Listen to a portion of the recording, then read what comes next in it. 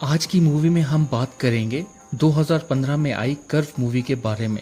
जो कहानी है एक लड़की की जो अपनी शादी पर डेनवर जा रही थी, लेकिन रास्ते में उसे एक आदमी मिलता है जिसके इरादे कुछ ठीक नहीं थे। कहानी की शुरुआत होती है और हम मैलरी नाम की एक लड़की को देखते हैं जो अपनी कार लेकर डेनवर जा रही थी क्योंकि 2 हफ्तों बाद उसकी शादी थी। लेकिन वो अपनी शादी के लिए खुश नहीं थी। उसे तो ये भी नहीं पता था कि वो शादी क्यों कर रही है। आगे जाकर मैलरी एक जगह रुकती है और अपनी सिस्टर एला के साथ वीडियो कॉल पर बात करने लगती है।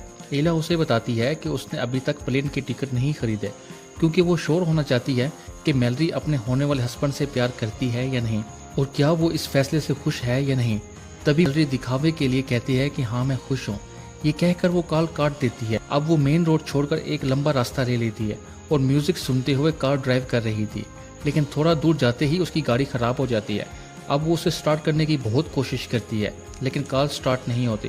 वो किसी को कॉल भी नहीं कर सकती क्योंकि फोन में सिग्नल नहीं थे। अब वो रिलैक्स होकर कार में बैठ जाती है। तभी अचानक वहां पर एक आदमी आता है जिसे देखकर मैलरी पहले तो बहुत डर जाती है, लेकिन फिर उसे बताती है कि उसकी गाड़ी खराब हो गई है और वो स्टार्ट नहीं हो रही। तब वो आदमी जिसका नाम क्रिश्चियन होता है वो उसकी हेल्प करता है, लेकिन वो कुछ ज्यादा ही अच्छा था। अब क्रिश्चियन उसकी गाड़ी स्टार्ट कर देता है और मैलरी उसे थैंक यू कहकर जाने लगती है, लेकिन उससे लिफ्ट ना देकर मैलरी को थोड़ा बुरा लग रहा था, इसलिए वो उसको बुलाकर लिफ्ट दे देती है। कुछ देर तक तो सब कुछ ठीक रहा। वो आदमी अच्छी अच्छी बातें कर रहा था, साथ में वो मैलरी को फ्लर्ट भी कर रहा था और मैलरी भी उसके साथ कंफर्टेबल फील कर रही थी। लेकिन थोड़ी दूर जाते ही उस आदमी का बिहेवियर चेंज हो जाता है और वो मैलरी के साथ बहुत गंदी बातें करने लगता है, जो किसी भी अनजान लड़की के लिए सब सुन पाना बहुत ही मुश्किल है।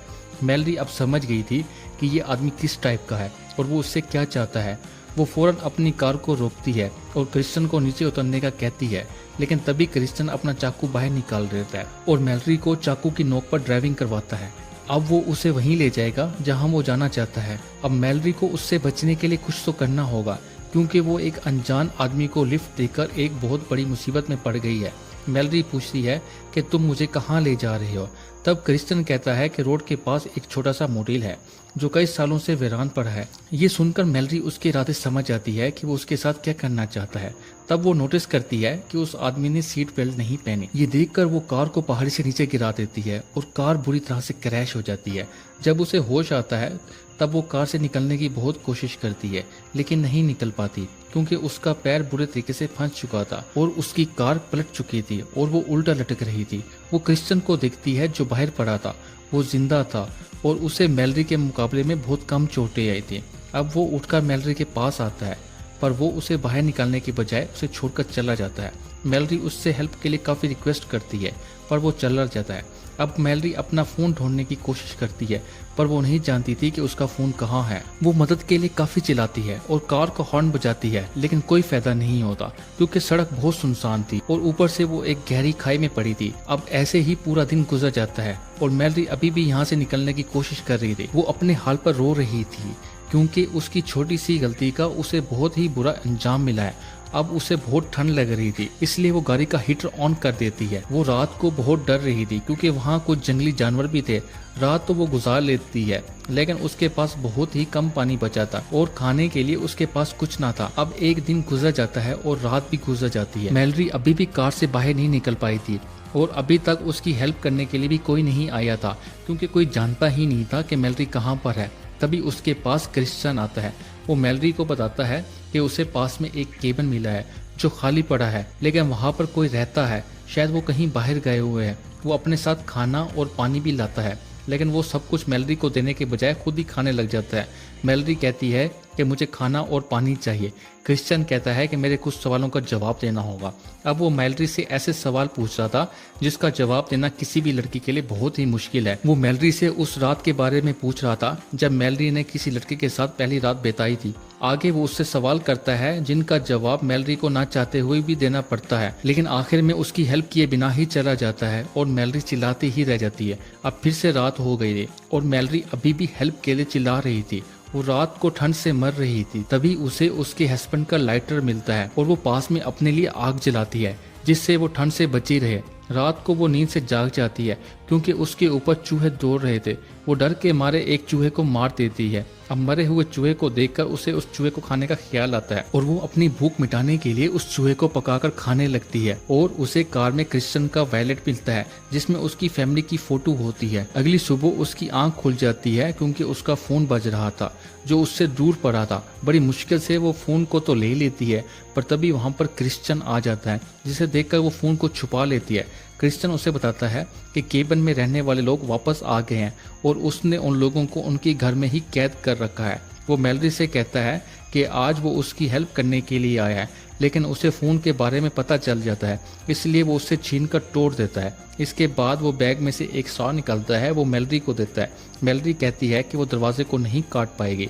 तभी क्रिश्चियन कहता है कि तुमने सही कहा, लेकिन तुम इससे अपना पैर काटकर बाहर आ सकती हो। ये कहकर वो वहाँ से चला जाता है। अब हालत चाहे जो भी हो, मैलरी अपना पैर काटने वाली नहीं थी। अब वो दिन गुजर जाता है। रात को अपनी प्यास बुझाने के लिए अपना यूरिन पी रही थी। तभी वहाँ पर बारिश होने लगती है और रेडियो पर भारी बारिश की खबर दी जाती है।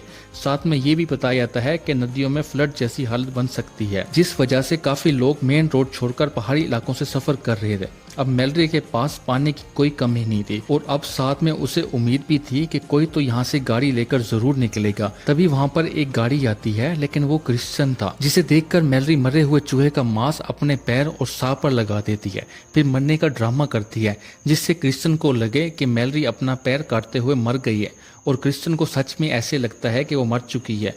तभी मैलरी क्रिश्चियन को ट्रैप कर लेती है और उसके कार की चाबी छीनकर कार के सायरन को ट्रिगर कर देती है और वो चाबी को दूर फेंक देती है। अब कार का सायरन बज रहा था जिसे कोई ना कोई जरूर सुन लेगा, लेकिन क्रिश्चियन जिंदा था। अब वो मैलरी को छोड़कर फौरन अपनी कार के पास जाता है। वहाँ और भी गाड़ियां गुजर रही थी, लेकिन क्रिश्चियन कहता है कि उसे मदद की जरूरत नहीं है। वो कार का बोनट खोलकर सायरन को बंद कर देता है। तभी वहाँ एक पुलिस ऑफिसर आता है। मैलरी हेल्प के लिए काफी चिल्ला रही थी, लेकिन खराब मौसम की वजह से उस पुलिस ऑफिसर को कुछ सुनाई नहीं दे रहा था। हालांकि उसे शक जरूर होता है कि खाई में कोई मौजूद है, लेकिन क्रिश्चियन कहता है कि उसे कोई आवाज सुनाई नहीं दे रही। अब क्रिश्चियन उस ऑफिसर से लिफ्ट मांगकर यहाँ से चला जाता है और मैलरी चिल्लाती ही रह जाती है। हम देखते हैं कि वहाँ तेज बारिश हो रही है और नदियों का पानी भी बढ़ रहा था। मैलरी के पास अब कोई रास्ता ही नहीं था, इसलिए वो अपना पैर काटने जा रही थी, लेकिन तभी उस नदी में बाढ़ आ जाती है और उसकी कार नदी में बहने लगती है, जिस वजह से उसका फंसा हुआ पैर बाहर निकल जाता है।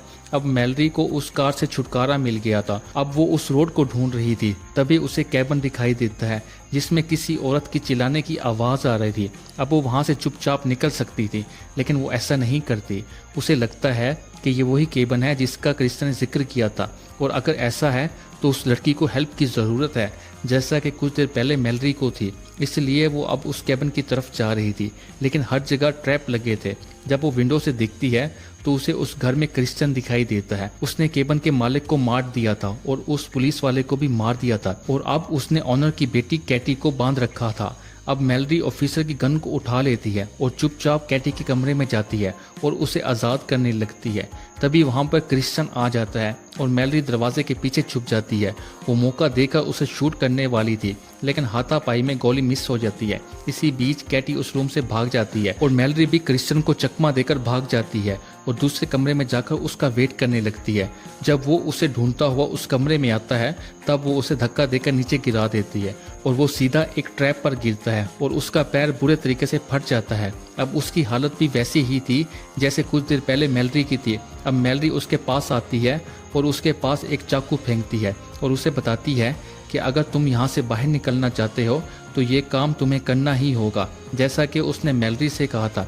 अब उसके पास सिर्फ दो ऑप्शन थे कि या तो वो तड़प तड़प कर मर जाए या फिर उस चाकू से पैर काट कर यहाँ से निकल जाए। और इसी के साथ ही ये मूवी यहाँ पर एंड हो जाती है।